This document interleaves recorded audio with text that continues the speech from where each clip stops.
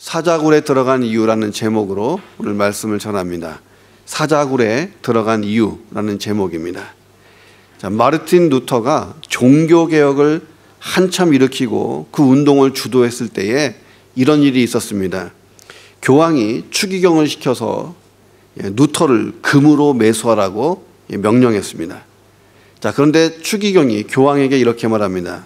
마르틴 루터 그 바보는 금을 사랑하지를 않습니다 라고 얘기하면서 루터를 회유하는 것이 얼마나 어려운지에 대해서 이야기했습니다. 그리고 추기경이 루터에게 협박 편지를 보내는 거예요. 교황의 작은 손가락 하나가 전 독일 국민보다 훨씬 강합니다. 이번에도 당신이 교황의 제의를 거절하면 더 이상 안전을 보장받지 못합니다. 이제 당신은 어디로 갈 것입니까? 라고 협박 편지를 보냈어요. 이때 루터가 당당하게 대답합니다. 나는 지금 있는 이곳에 그대로 있을 것이요. 내가 있는 곳은 능력의 하나님의 손 아닙니다. 이렇게 답변을 했다는 거예요. 능력의 하나님 손 안에 내가 있습니다. 자, 루터를 해칠 사람이 과연 있겠느냐? 루터가 종교개혁을 마칠 때까지 하나님의 능력의 손 안에 있었는 줄로 믿습니다. 오늘 본문에 보면 그런 루터의 믿음, 그런 동일한 믿음을 가진 한 사람이 등장하는데 그의 이름이 다니엘입니다. 자, 오늘 본문에 보면 배경이 나오는데요. 바벨론 제국이 멸망하고 페르시아, 다시 말하면 메대와 바사 왕국이 일어났던 시절입니다. 그때 왕이 다리오 왕이었어요. 이 다리오가 전국을 120도로 나누고 거기에 지방 장관들을 다 세워서 통치했습니다. 그리고 120명의 지방 장관들 위에 3명의 총리를 둔 거예요. 그 총리 중에 한 사람이 다니엘이었습니다. 그런데 지켜보니까 다리오가 보니까 다니엘이 제일 괜찮은 거예요. 그래서 3명 중에 다니엘을 더 신임하게 됐고 그에게 수석 총리의 자리를 주려고 마음 먹고 있었습니다. 바로 이 시점에서 오늘 본문 이야기가 시작되는 거예요. 문제가 팡 하고 터집니다. 다니엘을 싫어하는 대적자, 반대파가 엄청나게 많았어요. 그 반대파들이 움직이기 시작한 것입니다. 다니엘은 어떻게 보면 반대파들의 입장에서 보면 제국, 페르시아 제국의 아주 변방에 위치한 조그만 나라 유다 출신이에요. 포로 출신이고. 자, 그런데 그런 인간이 제국의 최고의 위치에 오르는 것 도저히 인정할 수가 없었던 것입니다. 게다가 이 다니엘은 메대와 바사 왕국이 일어나기 전에 멸망한 나라 바벨론의 권력 순위에 있던 인물입니다. 상식적으로 그쯤 되면 새로운 나라가 되었을 때에 기존 나라의 사람들은요, 권력 순위에 있는 사람들은 다 숙청해버립니다. 다 죽이는 거예요. 자, 그런데 죽지 않고 다니엘은 살았습니다. 왜냐하면 다리오 왕이 신임했기 때문이에요. 그리고 메대와 바사 왕국의 개국 공신들을 다 제치고 수석 총리가 된다는 것입니다. 자, 이런 일들이 다니엘을 대적했던 사람들에게는 도저히 인정할 수도 없고 막아야 되는 일이었습니다. 자, 그런데 더 중요한 이유가 하나 있었는데 다니엘을 대적했던 사람들에게는 비리와 부정이 있었어요. 그러니 다니엘이 이제 수석 총리가 되면 자기들의 정치 생명은 끝난다 이렇게 생각한 것입니다. 도둑이 재발절인 거예요. 그래서 잡히기 전에 먼저 치는 것입니다. 먼저 반대파들이 다니엘에 대해서 조사하기 시작합니다. 청문회를 준비한 거죠. 다니엘의 국사에 대해서 관련해서 탄핵할 만한 허물을 막 찾기 시작한 거예요. 자, 우리 속담에 털어서 먼지 안 나는 인간이 없다 이 말이 있잖아요. 근데 다니엘은 털었는데 진짜 먼지가 안 나는 인간이었다 하는 것입니다. 6장 4절에 보니까 다니엘은 충성된 사람이고 아무 그릇됨도 없고 허물도 없었다라고 성경이 증거하고 있습니다. 자, 생각해 보세요. 멸망한 나라 유다의 포로 출신이고 바벨론의 권력 순위자였기 때문에 이미 숙청 대상이 되어야 할 다니엘이 아니었습니까? 자, 그런데 다니엘을 메대 바사 왕국의 다리오 왕이 권력 2순위로 삼으려고 했던 이유가 뭐냐 하는 것입니다. 그것을 성경이 뭐라고 그러냐면 다니엘은 충성심과 깨끗한 양심이 있었다는 것입니다. 그래서 다니엘의 적대자들이 세상적인 윤리 기준을 가지고 다니엘을 잡으려고 하니까 잡을 수가 없는 거예요. 털어도 먼지가 안 나와요. 그러던 어느 날 이 반대파들에게 빅 아이디어가 떠오른 것입니다. 다니엘이 그토록 신뢰하는 하나님의 율법을 가지고 다니엘을 잡자. 이 머리가 나온 거예요. 자, 그렇게 하려면 다니엘이 하나님의 율법을 지키는 일을 못하게 해야 되는 것입니다. 범법행위로 만들면 되는 거예요. 자, 그래서 그들이 율법을 가만히 보니까 율법에 이런 내용이 있었습니다. 10계명 1, 2계명이에요. 너는 나 외에 다른 신들을 내게 두지 마라. 너를 위하여 새긴 우상을 만들지 말고 또 위로 하늘에 있는 것이나 아래로 땅에 있는 것이나 땅 아래 물속에 있는 것에 어떤 형상도 만들지 말며 그것들에게 절하지 말며 그것들을 섬기지 마라. 야, 이게 율법 속에 있다는 것을 알았습니다.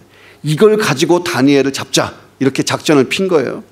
그때부터 이 반대자들이 다리오 왕을 볼 때마다 왕이시여, 왕은 우리들의 신이십니다.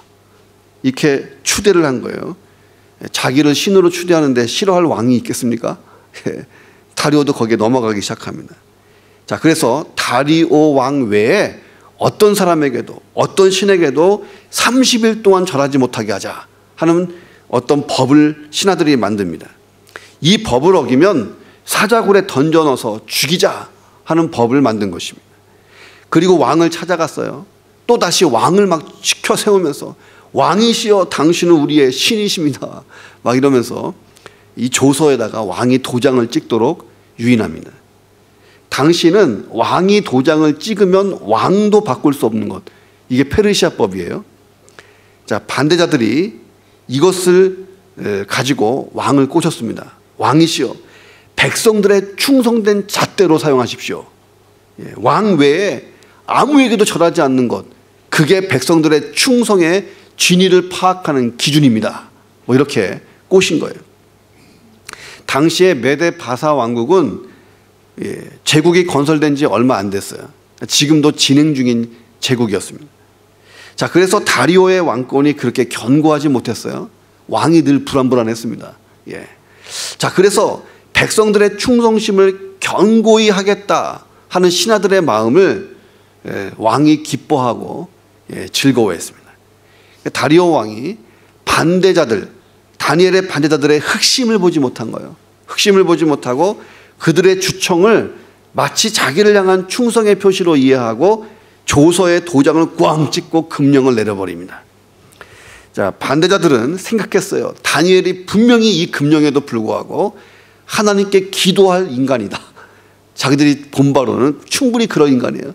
그래서 하나님의 법을 가지고 다니엘을 잡고자 했던 것입니다. 다니엘을 그토록 신뢰했던 다리오 왕이잖아요. 자, 그런데 이 다리오가 이 순간에 되게 가볍게 생각합니다. 다니엘이 하나님에 대한 절대적인 신앙이 있지만 설마 이 금령까지 범할 거라고는 왕도 생각하지 못했어요. 자, 이제 공이 다니엘에게도 던져진 것입니다. 자, 신앙 양심을 버리고 하나님께 대한 경배를 포기하든지 신앙 양심을 지키고 자기 목숨을 포기하든지 양자택일을 해야 되는 상황인 것입니다. 다니엘은 하나님에 대한 자신의 절대 신앙을 교묘하게 이용해서 자기를 모함해서 죽이려고 하는 이 적들의 계략을 다 알고 있었습니다. 자, 그런데 다니엘에게는요, 선택의 옵션, 다양한 선택들이 있었다는 것입니다. 자, 그런데 다니엘이 그 많은 옵션들을 다 버리고 늘 하던 대로 그냥 하나님께 기도합니다. 그리고 사자굴을 향해서 당당하게 걸어가요. 그런 다니엘의 믿음, 그런 용기가 어디서부터 나왔냐 하는 것입니다. 자, 그래서 다니엘이 사자굴에 들어간 이유가 무엇인가 찾아보기를 원합니다. 첫 번째는 하나님의 영광을 위해서 다니엘은 사자굴에 들어갔다 하는 것입니다. 르네상스 시대에 미술계의 거장이었던 사람이 미켈란젤로잖아요.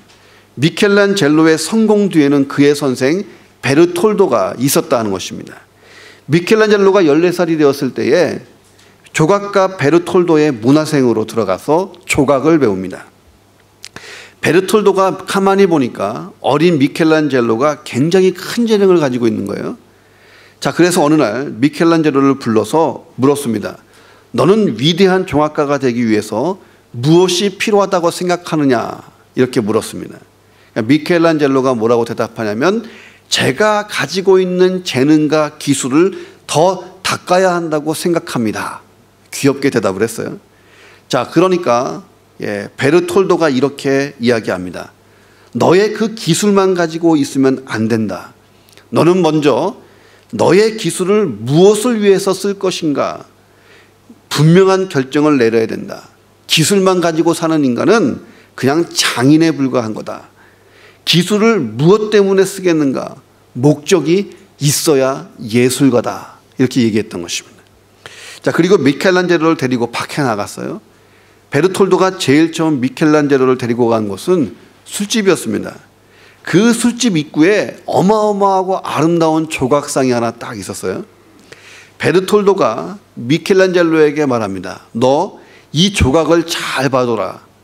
그리고 난 다음에 그를 데리고 성당으로 데리고 갔어요.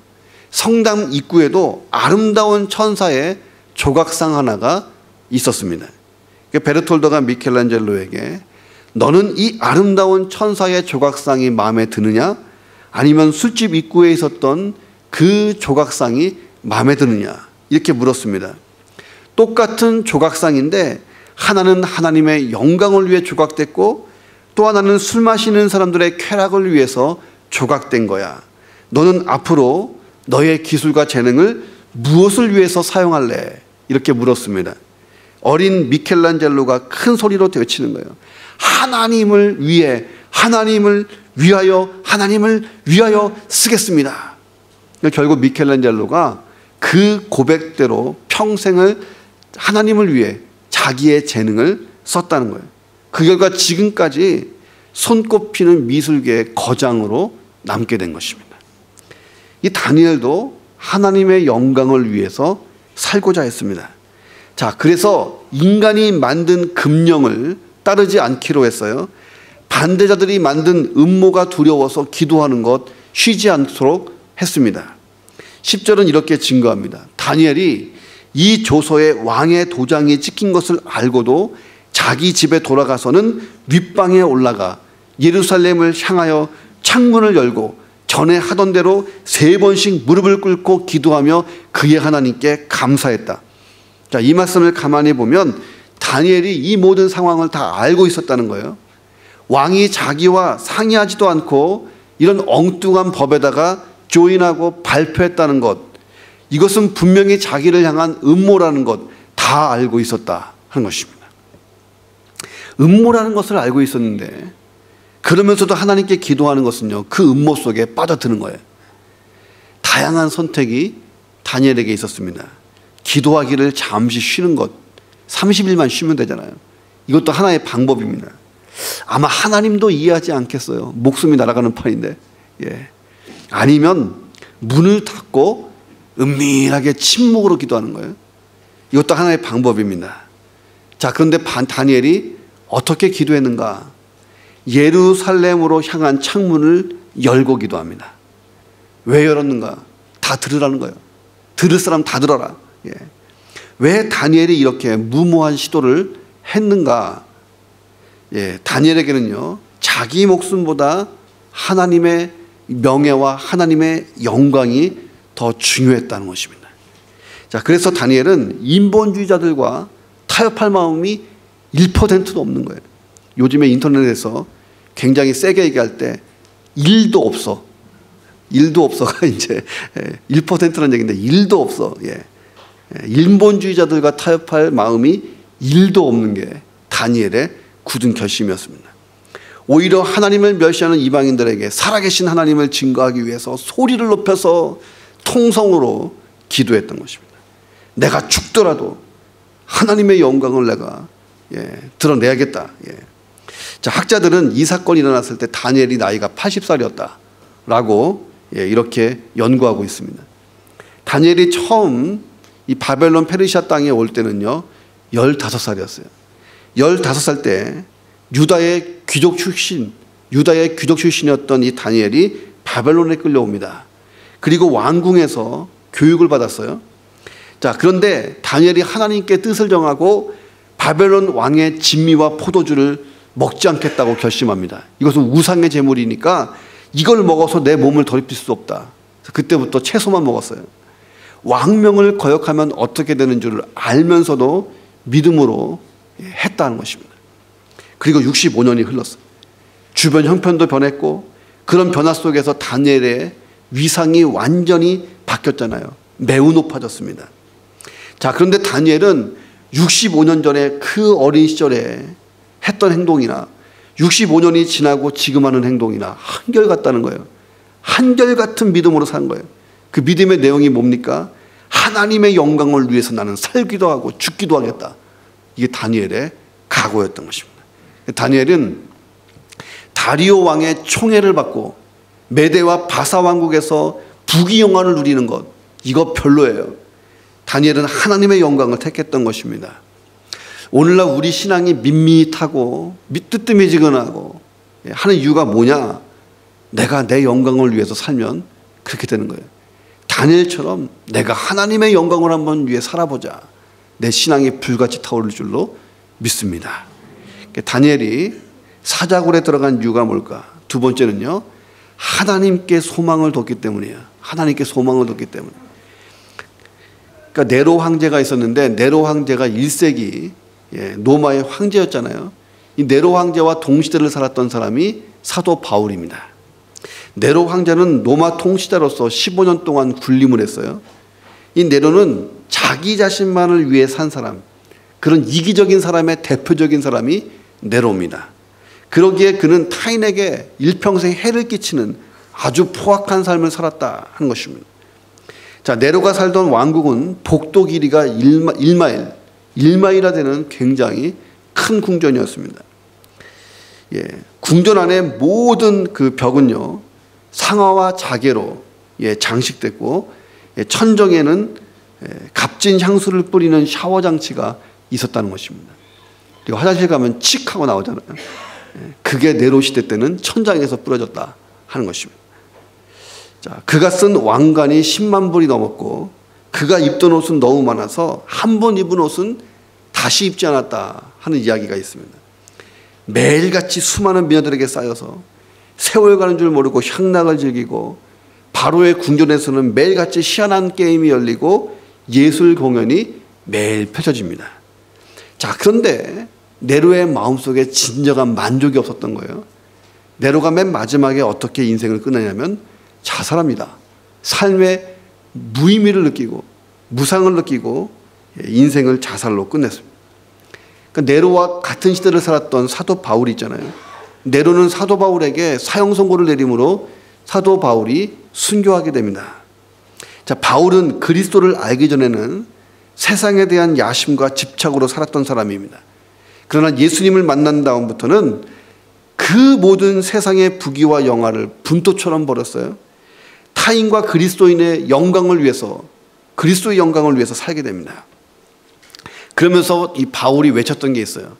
현재의 고난은 장차 올 영광과 좋게 비교할 수 없도다. 사도 바울은 소망을 다 하나님께 둔 거예요. 바울을 세상 기준으로 보면 힘겨운 삶을 살았던 바울, 별로 무가치해 보입니다. 자, 그런데 바울은 정말 만족함의 인생을 살았던 것입니다. 네로는 현재의 영광만을 추구했던 사람이고 바울은 천국의 영광을 추구했던 사람입니다. 자, 그래서 그 삶에 대한 가치가 하늘과 땅만큼 차이가 났다 하는 것입니다. 자, 예상대로 다니엘의 기도하는 모습을 관찰했던 이 대적자들이 증인들을 다 데리고 왕에게 갑니다. 그리고 고발을 해요. 13절에 보니까 왕이시여 사로잡혀 온 유다 자손 중에 다니엘이 왕과 왕의 도장이 찍힌 금령을 존중하지 않고 하루 3번씩 기도합니다. 다니엘이 사자굴로 당당하게 들어간 이유가 뭐냐? 다니엘은요, 소망을 하나님께 뒀기 때문입니다. 하나님 나라, 여기에 소망을 둔 거예요. 다니엘은 다리오의 총애를 받던 거의 수석 총리였어요. 유다에서 잡혀온 포로들 중에서 다니엘만큼 성공한 사람은 당시에 없었습니다. 모든 유대인들의 우상이 다니엘이었어요. 모두가 다니엘처럼 되는 게 꿈이었습니다. 총리로서 누릴 수 있는 부귀영화가 얼마나 많았겠어요? 패권 제국의 넘버 2. 야, 이게 얼마나 영화로운 것입니까? 자, 그런데 다니엘은 자기가 가지고 있는 것에 조금도 연연하지를 않습니다. 신앙 때문에 목숨과 재산을 다 잃어버릴 수 있는 상황이 오니까 다니엘은 미련 없이 다 내려놓고 사자굴로 간 것입니다. 그를 죽이려고 하던 대적자들의 음모를 왕에게 고소하면서 억울함을 호소할 수 있었는데 호소하지 않습니다. 만약 그랬다면 왕이 어쩌면 다니엘을 위해서 무언가를 했을지도 모릅니다. 자, 그런데 다니엘이 어떻게 합니까? 조용히 하나님 앞에 가서 자신의 모든 것을 내려놓습니다. 늘 하던 대로 하나님께 소리를 질러서 간절히 기도합니다. 자기를 모함하여 사자굴에 던지려는 사람들, 그들이 눈에 쌍라이트 켜고 예의주시하고 있는 이 상황 속에서 기도합니다. 자기 자리를 탐내던 자들이 가까이서 지켜보고 있잖아요. 자, 그러나 제국의 총리로서의 부귀영화를 누리면서 만수무강하는 것, 이게 다니엘의 인생 목적이 아니었다는 것입니다. 다니엘은 모든 소망을 하나님께 둔 거예요. 자, 그래서 세상에 미련을 두고 집착하는 사람은 절대로 다니엘의 믿음의 수준에 이를 수도 없고 이 믿음을 이해할 수도 없다는 것입니다. 자, 우리가 살고 있는 이 시대에 다니엘과 같은 믿음의 사람을 찾아보기 어려운 이유가 무엇이냐? 많은 그리스도인들이 땅의 것에 집착하고 산다는 거예요. 마치 이것이 영원한 것인 것처럼 붙들고 놓지를 못하는 것입니다. 자, 그래서 그런 사람들이 교회에 모이다 보니까 교회는 점점 세속화되는 것입니다. 세상과 교회가 차이가 없어지는 거예요. 자, 오늘 다시 우리는 우리의 소망을 하나님 나라에 둬야 될 줄로 믿습니다. 하나님께 소망을 둔 사람은 이 땅의 삶을 포기하고 사는 사람이 아닌 거예요. 그 하나님께 둔 소망이 이 땅의 삶을 지배하는 것, 이게 진짜 소망 있는 자의 삶인 거예요. 그래서 보이는 환경에 따라서 울고불고 안 하는 것입니다. 보이는 환경에 따라서 교회 왔다 갔다 안 하는 거예요. 최종적인 승리를 믿기 때문에, 하나님 나라의 소망을 뒀기 때문에 이리힐비 흔들리지 않는 것입니다. 그런 믿음 가져보시기를 주님의 이름으로 축원합니다. 자, 다니엘이 사자굴에 들어간 이유가 뭐냐? 세 번째, 마지막은요, 하나님의 주권을 믿은 거예요. 하나님의 주권을 믿었기 때문에 사자굴에 들어간 것입니다.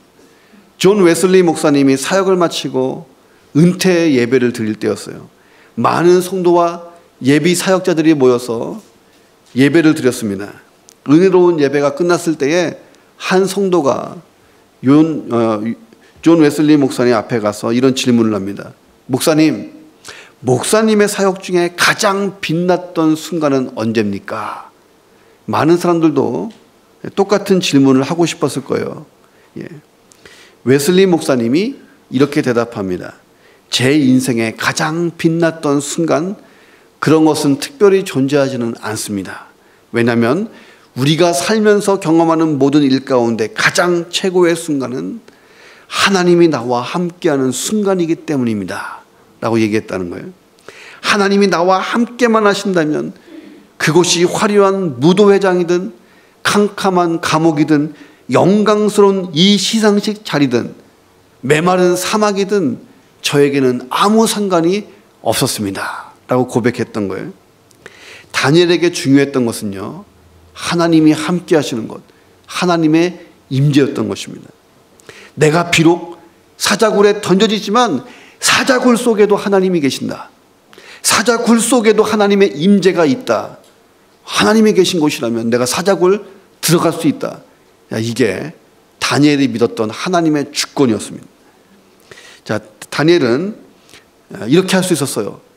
대적자들이 자기를 죽이려고 하기 전에 먼저 왕을 찾아갈 수가 있었잖아요. 13절에 보면 대적자들이 왕에게 다니엘을 고발했을 때 왕이 어떻게 합니까? 14절에 보니까 왕이 이 말을 듣고 그로 말미암아 심히 근심하고 다니엘을 구원하려고 마음을 쓰고 그를 건져내려고 힘을 다하다가 해가 질 때에 이르렀다. 자, 상황 파악을 그때 다리오가 한 거예요. 다니엘을 구출하고자 애를 썼던 모습을 보여줍니다. 자, 다리오는 다니엘의 대적자들이 금령을 만들어 왔을 때에 그 일이 자기에 대한 충성심에서 나온 것이라고 착각했던 것입니다. 자, 그리고 다니엘의 신앙에 대해서 뻔히 알면서도 판단력이 흐려져서 그 조서에 사인을 한 거예요. 어인을 찍었습니다. 성급함에서 비롯된 경솔한 결정, 이것이 다리오를 괴롭게 했고 가장 신뢰하는 신하를 잃을 위기에 빠지게 됩니다. 마르틴 루터가 이런 말을 했어요. 사단은 한 가지 병으로 나를 괴롭히지 않았고 많은 복합적인 병을 가지고 나를 죽이려고 했다. 특히 이 마귀는 나로 하여금 원한을 가지도록 유혹했다라고 말합니다. 종교개혁자 루터에게 있어서도 원한을 품지 않는 게 가장 힘들었다는 것입니다. 나를 괴롭히고 나를 억울하게 만드는 사람에 대해서 미워하는 감정을 갖지 않는 것, 이게 세상에서 제일 어렵다 하는 것입니다. 근데 지금 다니엘이요, 모함을 받았잖아요. 많은 사람에게 모함을 받았습니다. 다니엘이 당했던 일은 다니엘로 하여금 정말 대적자들을 죽이고 싶을 정도로 원한을 가질 만한 그런 일입니다. 다니엘은 정말 잘못한 것이 하나도 없었고 이제 억울하게 목숨을 잃게 됐습니다. 무슨 수를 써서라도 복수할 방법을 모색해야 되지 않느냐, 이게 세상 사람들의 생각이잖아요. 대적자보다도 먼저 움직여야 되지 않느냐. 적어도 다니엘은 다리오 왕의 최측근입니다. 그러니까 뭔가 방법이 있을 수 있었어요. 머리만 잘 굴리면 자기를 대적하고 있는 원수들을 사자굴에 다 집어넣을 수도 있었습니다. 자, 그런데 다니엘은요, 다른 방법을 쓴 거예요. 원수 갚는 것을 하나님께 맡겼습니다. 왜 그랬을까? 다니엘은 하나님의 공의를 믿었습니다. 자, 그래서 인간적인 방법으로 이 위기 상황을 피하려고 하지 않았습니다. 자, 평상시처럼 유대인들의 기도의 습관을 따라서 하루 3번 하나님께 그대로 기도합니다. 자, 다니엘이 무엇을 위해서 기도했을까요? 하나님, 나 사자굴에 가요. 살려주세요. 이런 기도를 했을까? 아니에요. 거기 보니까 습관을 따라서 기도했다. 그러니까 늘 기도하듯이 자기 민족을 위해서 기도했을 것입니다. 자, 다니엘에게는 내가 사자굴에서 구원받는 것보다 우리 민족이 구원받는 게 더 중요했습니다. 민족을 위해서 기도한 거예요. 자, 다니엘의 이 모습을 보면 참으로 답답한 사람처럼 보여요.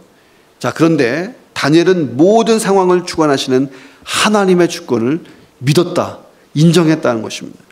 내 생명뿐만 아니라 지금 모든 상황, 이게 다 하나님의 주권 가운데 있다, 이거 확신한 거예요. 자, 우리가 죽을 때까지 끝까지 신뢰해야 되는 게 뭐냐면 다니엘이 믿었던 하나님의 주권을 신뢰할 줄로 믿습니다. 그래야 우리가 신앙이 바로 서고 기도가 제대로 나오는 거예요. 자, 오늘 본문에 보면 독특한 이야기가 하나 나와요. 자, 대적자들이 다리오 왕에게 와서 왕이 다니엘을 구하지 못하도록 몰아붙입니다. 15절에 보니까 왕이여, 메대와 바사의 규례를 왕도 아시죠? 왕께서 세우신 금령과 법도는 아무도 고치지 못하는 것입니다. 예. 자, 결국 다리오는요, 다니엘을 사자굴에 던져 넣을 수밖에 없게 됩니다. 자, 그리고 사자굴에 던진 다음에 다니엘을 향해서 다리오가 이렇게 얘기해요. 내가 항상 섬기는 너의 하나님이 너를 구원할 것이다 라고 말합니다. 자, 하나님을 모르는 다리오가 이런 말을 한 거예요. 근데 진리라, 진리예요, 진리. 예. 구원하신 정도가 아니고 6장을 계속 읽어보면 다니엘을 참소했던 자들을 다 바벨론 사자의 밥이 되게 만드십니다. 하나님이 얼마나 공의로우신 분인가가 나오는 거예요. 자, 그런데 더 독특한 게 하나 있습니다. 다리오가 궁으로 돌아가서 밤새도록 금식하고 오락도 하지 않고 잠도 못 자요. 다음날 새벽이 됐을 때 손살같이 감옥으로 뛰어들어갑니다. 그리고 슬픈 소리로 이렇게 말합니다. 살아계시는 하나님의 종 다니엘아, 네가 섬기는 내 하나님이 사자들에게서 너를 능히 구원하셨느냐 하고 묻습니다. 이 장면이 다니엘서 6장의 하이라이트입니다. 정말 하나님의 종 다니엘이 항상 섬기는 그 하나님이 사자들에게서 다니엘을 구원하셨습니다. 자, 그런데 다리오가 하나님을 어떤 분으로 고백하고 있습니까? 살아계신 하나님이라고 고백하고 있는 거예요. 이방인이었고 다리오는 다신교 사상 속에 빠져있던 사람이에요. 신이 여러 개 있어요. 자, 그런데 다리오가 하나님만을 살아계신 분이라고 고백합니다. 자, 다니엘을 그분의 신실한 종이라고 왕이 생각했어요. 자, 왕이 밤새도록 무슨 생각을 했냐면, 정말 하나님이 살아계시다면, 다니엘이 믿는 그대로의 하나님이라면 하나님께서 다니엘을 구원했을지도 모른다. 이 기대감이 밤새 든 거예요. 자, 그래서 새벽 되자마자 왕이 뛰어내려간 것입니다. 자, 우리는 이 장면에서 다니엘이 얼마나 큰 영향력을 가졌는가, 다니엘의 믿음의 삶, 거룩한 삶, 충성된 삶이 다리오 왕에게 얼마나 큰 영향력을 줬는가, 이것을 우리가 볼 수 있다 하는 것입니다. 자, 내 주변에 불신자가 얼마나 많아요. 그 불신자들이 하나님을 뭐라고 고백하는지를 들어보세요. 그들이 다리오처럼 당신의 하나님이, 당신의 그 살아계신 하나님이 이렇게 고백할 수 있도록 우리가 불신자들 앞에서 영향력 있는 그리스도인으로 잘 살아야 될 줄로 믿습니다. 이제 이 이야기의 하이라이트가 다니엘의 입에서 나옵니다. 왕이 질문하니까 다니엘이 이렇게 대답해요. 21절 22절에 왕이여, 원하건대 왕은 만수부강하십시오. 나의 하나님이 이미 그의 천사를 보내셨습니다. 사자들의 입을 봉해버렸습니다. 사자들이 나를 상해하지 못합니다. 이는 나의 무죄함이 그 앞에 명백함이기 때문이고, 또 왕이시여 나는 왕에게 해를 끼친 적이 없습니다. 예. 이 고대 근동에 재미있는 법이 있어요. 어떤 사람이 범법자로 사형 선고를 받습니다. 자, 근데 이 사람이 끝까지 무죄를 막 주장하고 억울하다고 얘기해요. 그랬을 때에 불에다가 던지던지 사자굴에 집어넣습니다. 그랬는데도 불구하고 죽지 않고 살아나오면 무죄 판결을 받습니다. 이게 그 당시에 페르시아법이었어요. 자, 바벨론 느부갓네살 왕 때도 비슷한 일이 있었어요. 금신상을 딱 왕이 세워놓고 절하지 않으면 다 풀무불에 던져버린다 그랬어요. 자, 그런데 다니엘에게 세 친구가 있었잖아요. 메드락, 아벳느고, 이렇게 다니엘의 세 친구가 풀무불 속에 던져집니다. 금신상에 절하지 않았거든요. 자, 그런데 풀무불 속에서 죽지 않고 살아요. 하나님이 구원해 주시잖아요. 그래서 그들이 무죄가 입증됩니다. 페르시아법에 또 하나 법이 있어요. 무죄가 입증되면 그를 모함했던 자들이 대신 들어가는 겁니다. 그래서 죄다 풀무불에 던져버렸잖아요. 다리오 왕이 다니엘의 목소리를 들었을 때 어떤 마음이었겠습니까? 이건 완전히 소름이 쫙 돋는 거예요. 죽었을 것이다 절반, 살았을 것이다 절반. 그랬는데 다니엘이 왕이시여, 거룩한 전율이 쫙 퍼진 거예요. 왕이 너무 기뻐서 다니엘을 굴에서 끌어올리라고 얘기합니다. 다니엘을 참수했던 자들이 몽땅 사자굴에 떨어지는 거예요. 재미있는 것은 오늘 본문에 보니까 그들이 땅바닥에 닿기도 전에 사자들이 다 박살내버립니다. 사자밥이 됐다. 자, 이 일로 인해서 다리오 왕이 하나님을 믿게 됐고, 제국의 모든 백성이 여호와 하나님 앞에 쫙 엎드리는 일이 벌어집니다. 더 드라마틱한 게 뭐냐면, 이 사건이 지나고 몇 년 안 지나서 이스라엘 백성들이 예루살렘으로 돌아가게 돼요. 고레스 왕 때 1차 포로 귀환이 일어나게 됩니다. 다니엘이 완승한 거죠.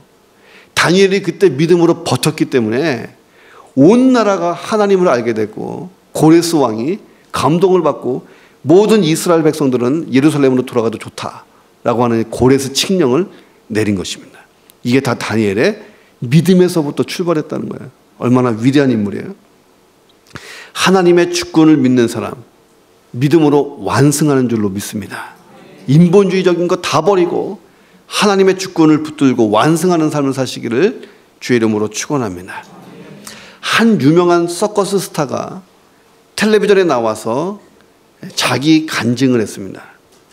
사람들은요, 내가 대단한 서커스 스타라고 말하지만 사실 저는 그렇게 대단한 사람이 아닙니다. 내 서커스의 진짜 스타는 따로 있어요. 내가 서커스 할 때에 숨어 있는 사람인데 내가 그네를 탈 때마다 나의 손을 붙잡아주고 있는 조라고 하는 사람입니다. 라고 얘기해요. 내가 힘차게 그네를 타고 건너편으로 건너갈 때 정확한 때에 정확한 장소에서 나를 기다렸다가 나를 잡아준 사람이 조입니다. 라고 얘기하는 거예요. 우리 어렸을 때 그런 서커스 많이 봤잖아요. 휙 가서 이 사람한테 건너타고 또 일로 막 건너가고 하는 거 있습니다. 내가 그의 손을 붙잡은 적은 한 번도 없습니다. 그가 내 손을 붙잡아 주는 것입니다. 20년 동안 내가 한 일은 서커스 할 때에 두 손을 활짝 펴고 건너편에서 나를 향해 달려오는 조의 손에 붙잡히는 게 내 서커스의 전부입니다. 그러므로 내 서커스에서 스타는 제가 아니고 조입니다. 라고 20년 만에 털어놓은 거예요. 우리 인생의 서커스가 이런 것이다 하는 것입니다. 나는 서커스 스타라고 불리는 사람이고 내 뒤에서 내 손을 붙잡아주는 분은 하나님이신 줄로 믿습니다. 인생의 서커스에서 내 손을 붙잡아주는 분이 하나님이시다. 자, 내가 하나님 손을 붙잡는 게 아니라 하나님이 나를 붙들어주기 때문에 이게 정확한 줄로 믿습니다. 내가 붙들면요 놓치잖아요. 까딱하면. 하나님이 나를 붙들어주기 때문에 이 서커스는 계속되는 거예요.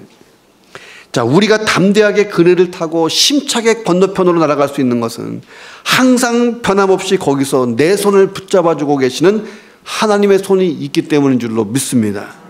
하나님의 붙드심을 믿고 인생의 서커스 속에 뛰어드는 거예요. 그 날아가는 거예요. 날아가면 적정 타임에 하나님이 딱 붙들어주는 거예요.